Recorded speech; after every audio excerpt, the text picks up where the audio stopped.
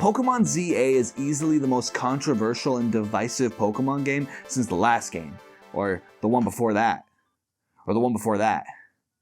Huh. Funny that keeps happening. On one side, you got people screaming about windows and balconies. On the other, you got people who, no matter what this company does, they're gonna clean up that Nintendong really good. Then there's me, your favorite internet roommate. Cool as fuck, by the way. To me, I feel like no one's really touching on the real problem, what's going on with these games. And that is the continued decline of these games' regions or world design.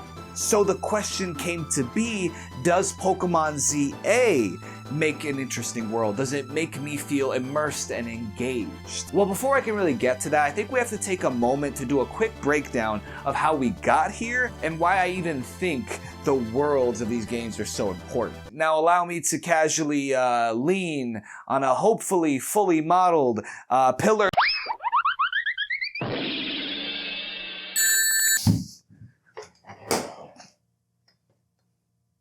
My green screen has fallen. Welcome to the erasure of Pokemon's region design.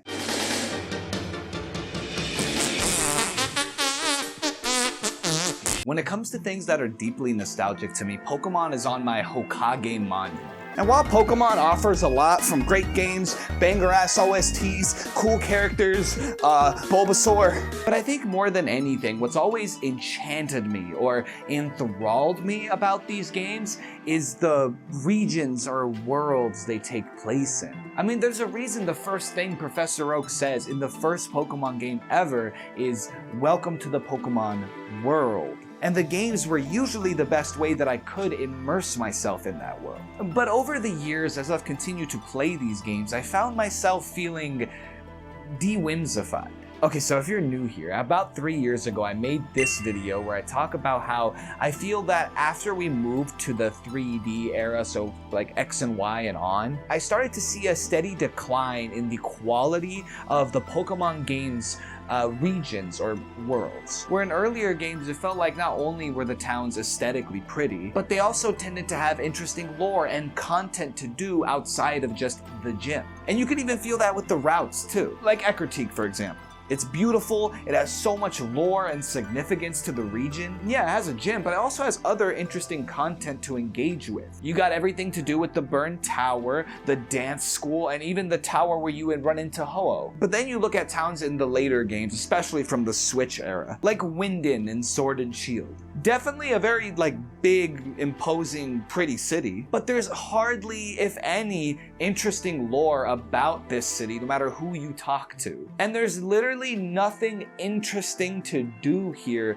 that you can't do in any other town. There's even a whole ass Ferris wheel in the background that you can't walk up to. It's not accessible. It's just set dressing. And then you go to Legends Arceus and it only gets worse. While they did have actually a very nice content-filled town where you can enter every building, cough, cough. But that's the thing, that was the only town where the rest of the world or region felt very empty and uninteresting content-wise. And Scarlet and Violet had a similar problem with this too. They had more towns, but they were some of the least interesting ones of any Pokemon game ever. Where a lot of them you couldn't even enter any building except the Pokemon Center, Mart, and the gym or whatever it was. And once again, the world was pretty big, but empty. This to me is the biggest problem with modern Pokemon games. Overall, the worlds of these games became more hollow. While I love the gameplay formula of catching mons, battling with them, and being the best like no one ever was, that only made me like the games. But this is what made me love the games. Hence why when the ZA trailer came out and it said that it was only gonna take place in Lumiose, I wasn't too excited. So this time I knew going into it I'm gonna be lowering my expectations. At least with this route, because this game only has one city, it's much easier to make that city interesting and feel like a real living, breathing place and fill it with interesting stuff. While it isn't the ideal thing I would want from a Pokemon game, good stuff could still come from it. There's plenty of great games that take place in just one city and still feel very fulfilling. It can be done, but the question is, does EA do it? Does Zaza make an interesting world, or in this case, city? I want to start by talking about everyone's current hyperfixation.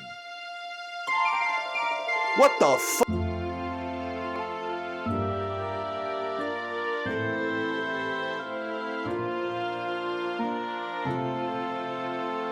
You know, I've seen a lot of people hate on this game's visuals. And like, yeah, it has obviously glaring problems, but honestly, I don't think it's that bad. I think it's a little overblown. I think it's still the best looking Pokemon game to date, regardless of the buildings.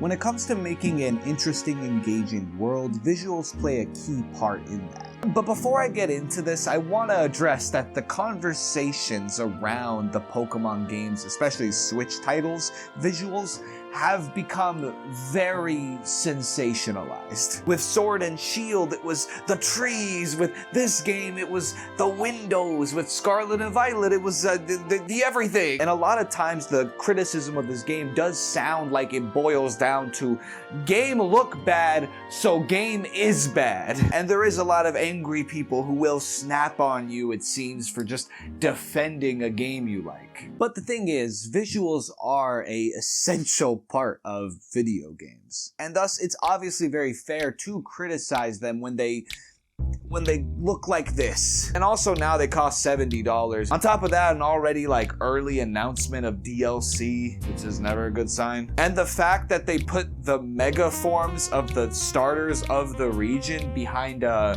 Nintendo Online paywall, it's just a lot of bad factors. But what will my billionaires do without their 5th yacht? You know, I will say I do this for a living, so buying this game and a Switch 2 would actually be like a tax write-off for me, you know, just to be completely transparent with you. But I felt weird about giving my money to a seemingly greedy and unethical billion-dollar company for a product that I'm feeling might not be too good. So I set sail for the Grand Line and yo-ho-ho took a bite of gum-gum. Don't get me started on that fucking evil bird scene. I had to grind for this view. Look in my eyes, tell me your tale, do you see the... And I think a big part of why the criticisms have become so loud is because this isn't the first time that we've been having this convo. Because almost every single one of these releases has come out with problems that people have been pointing out, and yet it feels like it's only gotten worse, or at the very least improved very slightly. After the third time around of having the exact same convo, it can get a bit annoying to still have people defending this. I mean, it's 2025 and we're talking about flat PNG textures of doors, windows, fucking balconies. X and Y had fully modeled balconies just slapped onto surfaces and repeated. And I know everyone's been talking about the windows and shit, but for me, this is what gets me. Say wallahi, bro. Say wallahi. Say you swear to God that just happened. I just spent $200,000. That's supposed to be a pillar. What the fuck? Literal cut corners directly in your face. Still fully priced. And it definitely wasn't for high quality animations. For literally any action that happens, they cut to black screens. They don't have to animate it. You can't animate my character pulling a fucking lever, or this girl petting a fucking Ekans, or this shelf being...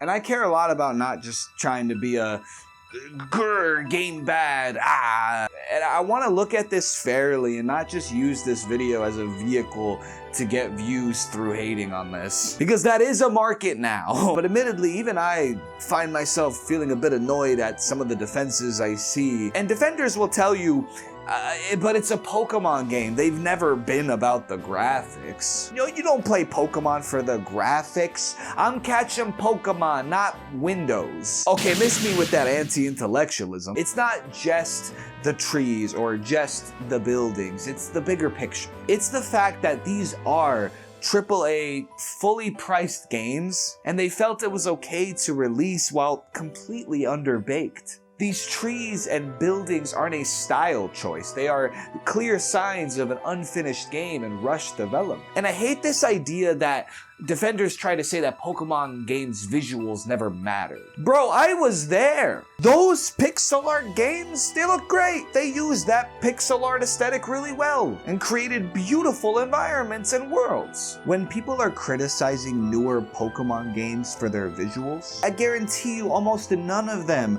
are looking for Pokemon to be a hyper realistic, pushing the most pixels and teraflops and kabutops and polygons and porygons and Decepticons. No one is asking for graphical realism for Pokemon. I made a whole video about how it's always been art direction over graphics. And for me, and I think what most Pokemon fans want when they talk about not liking how Pokemon has been visually, one, they just want it to look finished, you know? Bare minimum. But also for Pokemon to have good art direction and a good art style. That's something I felt prior games in this series really understood. That's what makes most Nintendo games look good and stand out even when they're not the most graphically impressive. I want Pokemon to lean more into a unique art style. And I thought Legends Arceus was a good sign of that. While graphically definitely not the most impressive, but the art style, I fuck with that. It had that sort of watercolored, old Japanese woodblock painting type beat. But for some reason with Scarlet and Violet and this Legends game, they went back to the typical generic Pokemon art style they've been doing with these Switch games. Bro, I hate this shit. Don't get me wrong, the models of people and especially the Pokemon are definitely more well made, and even the character designs I think are really cool, as they tend to be with Pokemon. And I think the Pokemon have looked the best they've ever looked in 3D. And they're brighter, more saturated, and even have some personality with their facial expressions. Look at my boy Frogadier. Bro is content. He has no worries, no troubles. Man. But the art style and art direction of those characters and the buildings, it's just painfully generic. The characters look like how those emoji people on your phone look like. You know what I'm talking about? Ideally, I would want Pokemon to go back to making pixel art, but in a Octopath Traveler, 2D HD kind of way. Or if we're gonna keep it in 3D, my dream would be to have a Pokemon game in the same look. A while ago, I believe an artist made this concept of a Pokemon game made completely in the original Ken Sugimori art style. Look at this shit. That's what I want. I think Pokemon leaning towards something like this, it would be ideal. And I feel even if we had a whole ass mid-off and just focused on the Switch games, I think ZA is still easily the most boring looking Pokemon game. Sword and Shield, while not graphically as impressive, some of the routes in that game are colorful and vibrant, and they even have neat concepts sometimes for a route. The towns were huge in scale and had some really cool concepts for the structures of the buildings. A cool ass castle, a steam powered city, a town in a deep, dark, mushroom ass forest. But here it's just these very monotone, plain, boring ass buildings on top of having flat repeated textures everywhere. I think another problem visually that comes with this city, unlike other games that take place in a whole region or world, there tended to be a variety in the biome. So you had a volcanic area, a coastal area, a bamboo forest. But here, it's just this.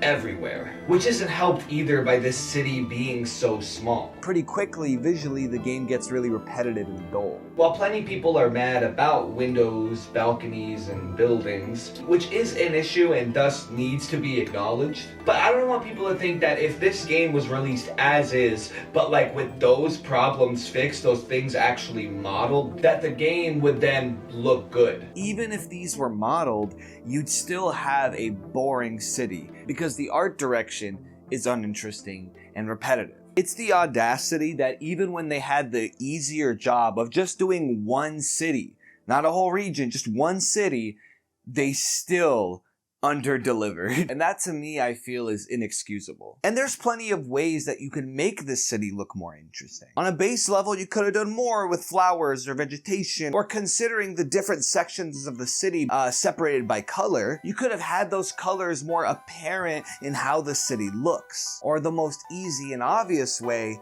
using the Pokemon. See, in this game, instead of having a world or like wild that you go out to actually catch the Pokemon in their habitat, the Pokemon are actually like migrating into the city, and because they haven't yet found a good way to have these Pokemon live in the city, the corporation or government is attempting to use these like gated wild zones kind of thing to kind of hold them into specific areas. You'll see them taking over residential areas, random streets, parks, and I'm just gonna be very upfront, I really hate this shit. No matter how much bigger these wild zones got, I never got the same magic of just catching a Pokemon in the wild in something like Arceus or any other Pokemon. While in these little cramped zones of maybe 6-7 Pokemon types at most, I kept having this constant feeling of like, man, this shit is depressing, which is the exact opposite feeling you want when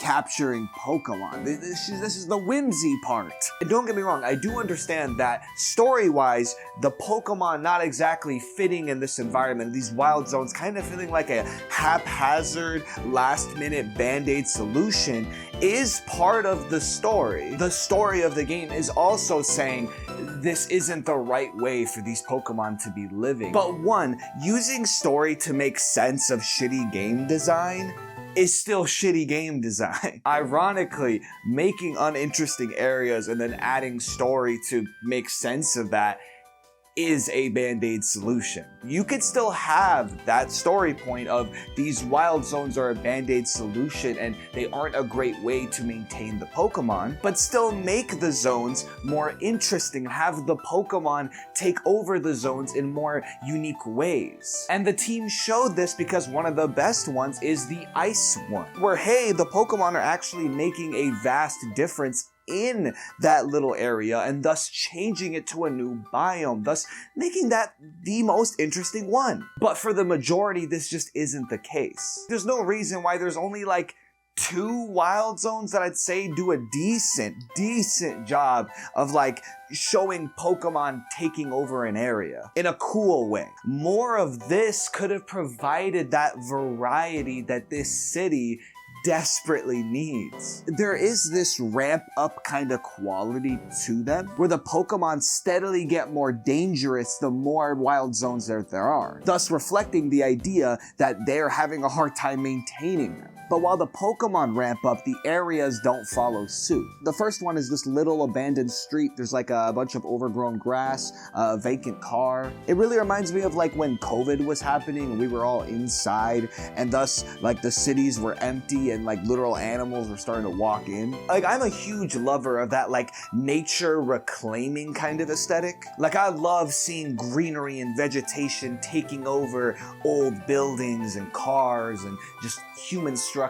But they never really go that hard with it in this game, despite this is like the majority of the aesthetic of these wild zones. Why not make it so the Pokemon have made it so the grass and greenery is like taking over literally everything? So much so that the whole ground has like this super tall grass that like you can't even see as you walk through. And then you can have a cool little dynamic where like the Pokemon are sneaking up on you because of that tall grass. Imagine instead of just ghosts being around a single tiny little graveyard or in one room of a building in like one quest, they took over an entire building or a mansion of some sort, which already is a lot cooler of a thing for ghost Pokemon to take over. But if we were gonna go even further, we could do cool content with that. You could do some cool spooky gameplay. You could have the ghost Pokemon like popping out of random paintings on some like Luigi's Mansion shit. Or maybe there's like a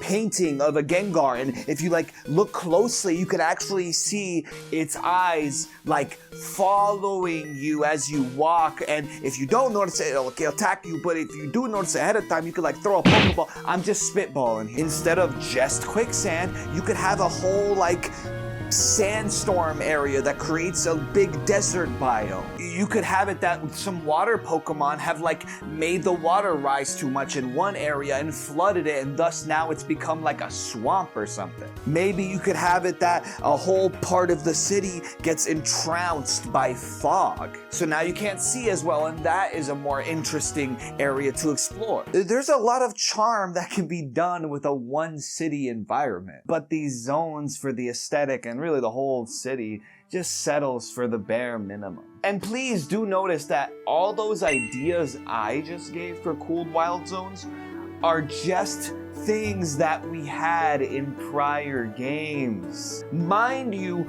those games all had entire regions, not just one city. And doing this would give more opportunity for the Pokemon to actually be doing interesting things in the environment outside of just standing there. Like, don't get me wrong, there is some cool little moments, like how Trubbish is by the trash, and if you try to catch him, he actually does a little dance because he's happy somebody wants him. Or having bird Pokemon just chilling on top of street lamps like in real life, that's nice. Or spiders like hanging from a web on the ceiling or wall, I like that. But it's so far and few between that you see this. It's about as much as you see this happen in Arceus and Scarlet and Violet, where even in those games I have said, this type of stuff should be the norm. And I think making more interesting environments in these zones would have helped with that. Honestly, I think this game could have heavily benefited from a seasons mechanic. One, because I really just fuck with that mechanic and think they should bring it back. Having the seasons change would add even more variety to the city because it would have different looks in the different seasons. But also, the different seasons would affect how the wild zones look too. But I'll get more into that during the content section. And I think overall, all these cut corners and very bland choices aesthetically makes it so this game's vibe or atmosphere doesn't really amount to anything. It's a very neutral vibe to this whole place, which is unfortunate because I feel like when it comes to atmosphere and vibe, I think Pokemon games are really great at that. I have a whole video where I talk about the atmosphere of Pokemon. But also the Legends game before this, Arceus, really excelled in its atmosphere and its vibe. In that game, I wanted to really take a moment and really take a breath and take in everything I was seeing. But I think we've covered everything on like a visual front. And while it is super important how your world looks and feels, I also think it's equally, if not more important, what's in that world.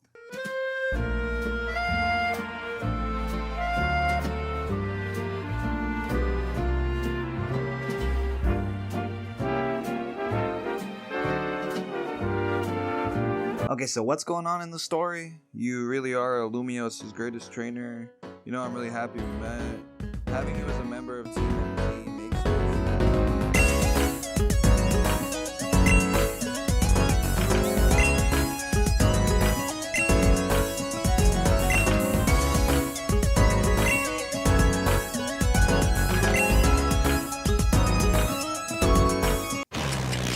joke is over, little bitch. It's time for a cool ass ad transition. You are now stuck in my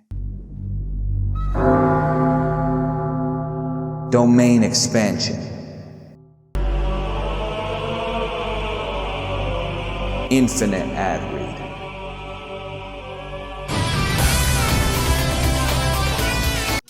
What up, soft wieners? It's me, Rad Chad, aka Not Chad. And you might remember the last time I came here and told you how big my dick was, I was wearing this sweater here. Well, that sweater is mine. You can never be me. But maybe you can come as close as sniffing my toes by getting the Apari Year of the Snake collection. Apari is an artist-owned brand, which means they have a passion and a job. You have a small dick. Their clothes feature original artwork. They have talent, unlike you, and quality embroidery. You can't even spell that. And notably have a focus on neutral and earthy tones. You scare the earthy hoes. Okay, that one was a little mean. Who the fuck was that? And since I know this finally made your dick move in the past 6 years, then hurry up and go to the website and pre-order their collection now. They'll also be doing a collab vault drop this Black Friday. The items in stock of these will be limited, like your dick. But the drip will be limitless, like my dick. They drop collections seasonally and restocks are rare, so stop being a sorry sack of shit and go buy some now, so you can be fucking rad too.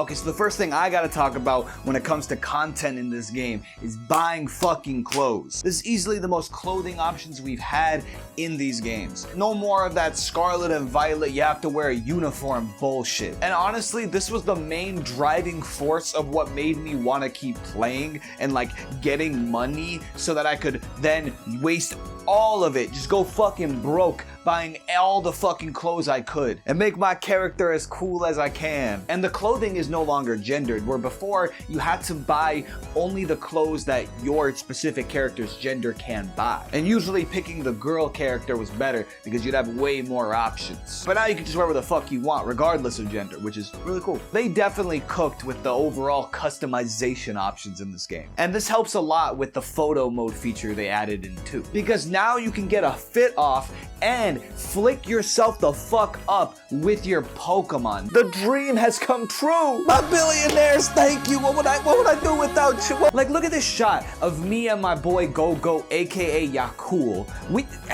I love this shit. At the end though, with just how much, Pokemon games tend to like really glaze you and lick your asshole clean. Like they really want you to know you're the main character, you're the best of the best, and the way you train your Pokemon and beat people is just different and so super special awesome in the way that no one else can be super special awesome. So I decided to kind of like make a fit that would be canonical with how much glaze I was getting, and thus I became Gojo. If I could add anything just to give cool ideas for future customization things, I do feel like we could always still have more options, but like to me it just makes sense that like when you walk around you see other characters with other unique hairstyles and clothes, and I'm just like, why? I mean, the assets are already there. Why not let me have a hairstyle this guy has or this jacket? You know what I mean? Maybe someone out there does want to have this ugly ass Ultra Ball haircut. And also, we need customization for our Pokemon. Like, just some minor ones. Like, let me put some shit on my Pokemon. Like, ideally, I would love that I wear some goggles and all my Pokemon wear goggles. That'd be cool, to really customize how your Pokemon look, and I think that helps build a bond with them. But overall, what we have here is good too. Really happy with this form of content in the game. Now, unfortunately from here, I will be honest, I'm very upfront, I'm not gonna have a lot of great things to say about the content in this game. Now, there's a couple conversations that I've seen people having surrounding this game and its content. The first one, and probably most blatant one, is surrounding the fact that you can't enter a lot of the buildings in the city, which is a unfortunate carryover from Scarlet and Violet. Now, there is people who defend this. Who really cares if you can't enter the buildings? I'm only gonna go in there to access the menu anyway, so I don't mind just having a menu.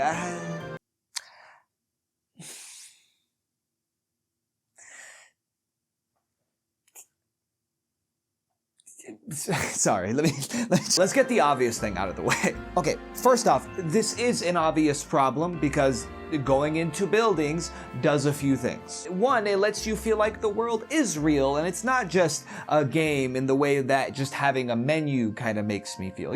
Immersion, world building. Yeah, I don't know. I think it's nice to have an interior. I like how that feels. I understand yeah, streamlining gameplay good, but some things don't need to be streamlined, especially when I think if the streamlining affects the immersion, then I think you're doing something wrong. It's also something that we had in prior games. Prior games, mind you, that actually had whole regions. So there was multiple cities that you could enter every building in. Maybe you could have made the argument with Scarlet and Violet that they didn't let you enter buildings because there was so many places or whatever, even though, yeah. But with this game, I think a lot of people assumed that we wouldn't have this type of problem because it's just one city. They can kind of hone in on it more. And so unfortunately, it being one city now actually magnifies that problem. And once again, I have to stress, they took the easier route and still under-delivered. But But the biggest thing is by letting us enter buildings, it gives us more opportunities to engage with interesting content. Like, there's not a lot of buildings you can enter in this game, but some of the ones that you can are pretty good, like the museum, for example. I really enjoyed coming here, checking out all the paintings, reading about them, and then going upstairs and getting the whole like Legends Arceus references with the old outfits and the old Pokeballs, or the statues of Dialga and Palkia. Now imagine you could have like more than just 1 or 2 buildings like this in this entire city. I might be blowing your mind. I feel like there's so many cool other ideas they could have done for other places we could have interacted with. If I'm spitballing, you maybe could have done like an aquarium or something, and then maybe some water Pokemon are taken over. I don't know. And there's plenty of locations in X and Y that either aren't here anymore, or if they are, they're not an interior anymore. They're just a menu now. PR Studios isn't really an enterable place anymore. The Pokeball Boutique, the News Press, the Juice Shop. They could have used the Juice Shop as a way for you to like use up all your berries that you have in interesting ways. And there's so much stuff you could do with those locations. You could give them content. You can have lore you can get there. But more than anything, it gives you more places in the city, so thus the city feels more real, because real cities have a lot of places you can go inside. Or even with the like cafes and restaurants. Most of them you can't go inside, they're just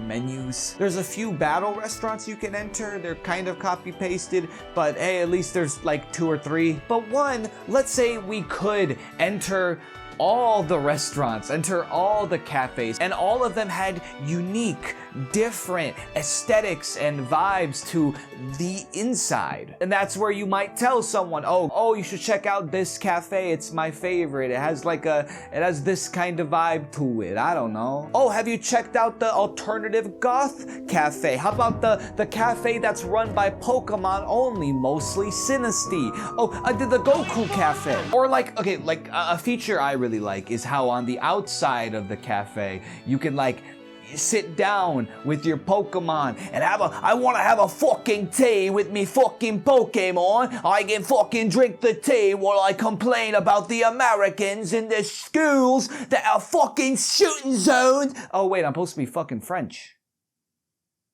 I messed with that, but I would have really liked if you could also maybe do that on the inside too, which would again help if the insides were all different too. But again, you could also have content in the different cafes, side quests in those different cafes that have to do with like, there's just so much more opportunity when you have variety in the cities, you know what I mean? And this problem only gets worse and makes the game feel more underbaked when they have buildings like these, where like the aesthetic of the building is clearly more like done, like it looks important, it seems important, it graphically and aesthetically looks better than anywhere else, so it feels like a place you should be able to enter, and but you can't. I almost feel weird having to critique or explain why I have to critique this when like a lot of this just feels like the bare minimum, and they're not even doing that. But with that out of the way, let's go ahead and focus on the content that is here and the quality of it. Another conversation that I hear a lot is people being upset that one, this game takes place in one city, but also that city is very small. I think it's been timed that, yeah, you can like run pretty much from one end to the other in like less than 2 minutes or so. And the defense that I usually hear to that is that people would rather have a small city that is condensed and packed with content rather than like in Arceus where like, yeah, it was a big world, but it was fairly empty. Now I'm gonna say something that's gonna sound crazy. Why not both? Old El Paso. Because in past games, we did get both. They had both interesting towns and an interesting region or world that had content. I feel that like the midness of the Switch Pokemon era has the fans thinking that like we can only get one or the other. When we used to get both, and we should get both. Ideally, a good Pokemon game has both, which has kind of been my whole spiel with these videos. This game is going for smaller, but more compact, more condensed. And I'd agree that this game isn't empty in the same way that Scarlet and Violet or Arceus was. There was lots of content everywhere in this city. Almost everywhere you turn, you'll run into something. A Pokeball, a hidden item. It's very like carrot on the stick. Very like every 40 seconds you'll run into something. Breath of the Wild also had something like this too. But unfortunately, I feel like this game's world suffers from the exact same problem that Breath of the Wild suffered from, but even worse. Yes, there is content. There is stuff to see and do, but while it's there, most of it is repetitive and not really substantial. Breath of the Wild also had a lot of Korok seeds, a lot of shrines, which sure is content, and I don't mind if it repeats, but it's the fact that that stuff was like 95% of the discovery. They needed less Korok seeds and less shrines and more unique stuff to run into. I talk about it in this video if you want to hear more, but to put it down to the best point I could, when I climb an ice mountain, what I want to see on the top is like a frozen dungeon or some sort of labyrinth or something interesting. But when I did climb it, all that was up there was a Korok seed. And in ZA, it's even worse. In ZA, you can find rocks that you can break. Granted, cool that they give you good rewards. You can get some Mega Stones, that's cool. But if this is one of the main factors of the things you see in the world, and this is even less interesting than Korok seeds, you know. Other than that, you have, let's be honest, really shitty parkour. And you get some decent rewards, but the content itself isn't fun. Like, these parkour sections aren't like at all difficult or interesting at all. The actual difficulty of these parkour sections is that you can't climb a 2-foot raise. And of course, probably the biggest thing you can do in this city is the side quests. And look, rocks and shitty parkour were never gonna be that interesting, but that would have been okay if they were just supplementary content to like really great, well done side quests. Like, these side quests needed to be great, and they just aren't. Only really a few of them kind of stood out to me or did anything more than the bare minimum. There was like a horror one with like a girl in like a sewer. The starter ones had some like charming and funny humor, but most of them didn't really amount to anything more interesting than a battle, bringing a guy an item, walking a guy's Pokemon like across the street to have a cutscene. With something like the Pokemon world, I feel like the possibilities of what you can do for interesting side quests is infinite. There's so many cool little stories you could have with how the Pokemon are affecting the people or they're interacting with the people. But unfortunately, these just don't amount to much. And speaking of things that leave a lot to be desired, the sewers, man. These were a huge letdown to me because, one, them themselves don't really amount to anything outside of just being a few like hallways. Aesthetically, they're boring. Level design wise, they don't even come close to something like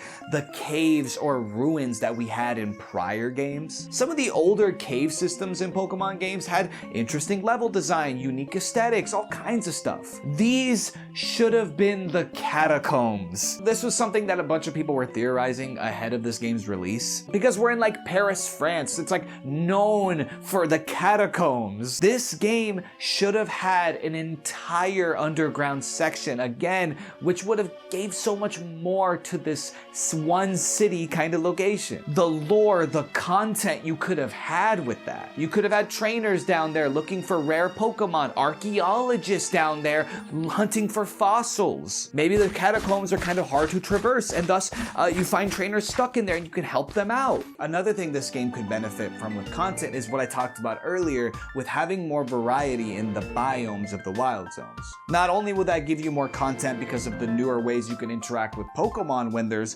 different biomes, as I talked about earlier with the whole like haunted mansion thing. But also, let's say we did have a season mechanic. Let's say during the summer, the ice wild zone, all the ice melts and becomes a big water area. And now maybe we could have like a Pokemon race, like the Pokemon Heroes movie kind of style, where we're like on like a thing, where we're like on a thing and we're using our water Pokemon to race with, you know what I mean? Fuck it, let's take it back to X and Y. Maybe we could have Mamoswine or Rhyhorn or Go-Goat races in some of these wild zones too. I'd say the most fun you could have in this game, content-wise, is at night. In a sense, these are kind of the stand-in for like the random trainer battles you would have in certain routes or forests or caves and such. I love just sneaking all my opponents and using specifically Water Shuriken with Greninja. There's a real adrenaline to it as I'm like racing the time because I'm trying to get as many points as I can, and so I'm trying to beat as many trainers as I can while also trying to do little card challenges so I can boost up my points. And I think all this is severely helped by the game's new battle system. This shit is so good, especially for these kinds of battles, where speed and efficiency is the name of the game. It feels very active, very engaged, very in the moment. While yes, you can pretty much get through the whole game just, you know, clicking the one that's not on cooldown. Oh, I'm battling an opponent, but oh no, he used Protect. Oh shit, what will I do? I'll use my other super effective move that's not on cooldown, you know what I mean? But I think the feel of it is ultimately what matters. I also like that they gave a lot more precedence for moves like Fire Spin, where they're kind of like these traps that you can set within the field, so now the positioning of your opponent and you matters more because there's a fucking raging spinning fire right there. I'd say if you're someone who really values specifically like trainer battles in these games, then I think you'll have a really great time with this game. I think this will be the best part of the game for you. I even had a pretty fun time with the mega battles. I mean, granted, they weren't that difficult. I mean, none of this game was. Like, I'm like, I don't know, the game like stresses that these mega battles are dangerous and whatnot. And if you're a trainer and hoping to stand a chance against these megas, you gotta make sure you're using plus moves or your mega evolution. I didn't have a mega on my team for a while and I didn't know how to use the plus moves and didn't feel like checking it out. I ended up beating like most of these just using the regular moves. Like, who needs a mega when I got a fucking sword and shield? But regardless of difficulty, I still had fun with them. They weren't hard, but they were chaotic. There's so much shit going on, at least with the future ones, where like you have to like kind of, you know, keep attention and keep on your toes, or otherwise some wild shit will hit you. Outside of this, the rest of the content just leaves a lot to be desired. I feel like the ceiling of fun content that you can have with Pokemon is so high, but yet I feel like I leave this game with breaking rocks, shitty parkour, and meh side quests, and majority samey wild zones. Most of this to me just felt like I was doing busy work, dailies in like a mobile game or something. And look, it's not that there isn't things to like about this game. I mean, there's things I even like about this game. I think I'm always gonna have a fun time with Pokemon because I like the Pokemon formula. I like catching Mons. I like battling them. That's all good stuff. But the thing that I really love about these games, and honestly think is the most important thing that makes these games amazing, I continue to see decline and become less and less quality. To the point where we're at this game where there isn't even a region anymore. It's a city. And even that city couldn't be quality, couldn't be interesting in terms of world design. Lumiose doesn't feel like a living, breathing place in a world. It feels like a location simply here to facilitate the gameplay. I'm stressing this again because I see it as a statement that you can make on the entirety of this game's world. They under-promised and still under-delivered. Maybe I'll go ahead and like get the other 2 region design videos and this one and compile them into one big video so y'all can, you know, watch the arc of my soul being crushed. But it's true, like I feel like with each of those releases, I felt less and less hope for this series. To where right now, I feel like I can't even say something like, oh, this game is a good step in the right direction. Because I feel like Pokemon games have been making a step in the right direction for like 10 years now. Let me keep it a buck. I don't want to use this time to call out any of the game devs and start, you know, preaching that they're like lazy or something. One, because I genuinely don't think Gamefreak, the developers who make these games, are lazy. You look at the small details in any of their games, or even the other games they're making, and it's clear that this team can do great work. And maybe if they were just given more time and not stuck in this terrible Pokemon cycle, yearly release cycle thing, or maybe if they had a better budget, because I think I heard this game's budget wasn't great, maybe then they can make the games I know they have the capability to make. But I don't really know who decides these things. I don't think anyone really does. But I do just want to stress that I don't want to blame the devs who probably put a lot of hard work into these games to their best ability with these terrible times and budgets. And ultimately, I feel like what's happened to Pokemon's quality is just another sign of like corporatization, capitalism, if you will. The same way where like technology or like the internet or anything that gets more and more corporatized starts to lose like its charm. The more corporatized it gets, the more like everything just kind of gets streamlined until it just feels like it all just becomes a product instead of a, work of art. And I guess to end this trilogy of region design talking on not the most hopeful note, but if anything, maybe that's just a reflection of where we are at. To put simply, I hope that these devs can get more time so they can make the games that they love, so that I can get lost in their worlds and forget about time. Thank you so much for deciding to light your bonfire here on this little corner of the internet. If you like what you heard or saw today, I'd really appreciate it if you gave me a like and a subscribe. Really helps the channel out. But what helps the channel the most is comments. The more comments you leave actually pushes my video in the algorithm. All this cool green screen visual stuff I do, it doesn't really help much in pushing the algorithm. The algorithm doesn't really reward like that kind of high effort stuff. So the only way that I can ever stand a chance against that algorithm is with your support and comments. So if you can leave some comments for that algorithm, thank you. Tell me your thoughts on ZA or your feelings on the Pokemon games in general. Or if you want to support me in the best way you can, I would highly recommend checking out my Patreon. Yeah. You can join it as little as $3. The Patreon should be in the description or the pinned comment or right above. Let's say you're an absolutely insane person like all these people you see here and maybe throughout the video. These pixel art people are my highest tier on Patreon. Basically, if you join my highest tier, you get a bunch of stuff, but you also get a pixel art character who shows up throughout the videos and the end here. If that sounds really cool or interesting and you want to get your own character to show up, you can do that on my Patreon at the highest tier. Once again, if there's not a link up there, check the description, check the pinned comment. Really appreciate it. I hope I can continue to make cool stuff y'all like. It's what I like to do. But with all that being said, thank you so much for coming to this little pit stop on the corner of the internet. Peace.